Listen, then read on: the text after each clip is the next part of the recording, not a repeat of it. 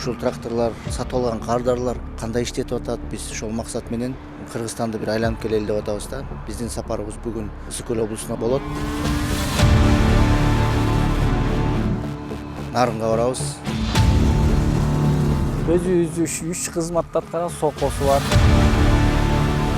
1 жыл болуп калды ошо тракторду алгандан бери. Бирок бул күчтүүрөөк трактор экен.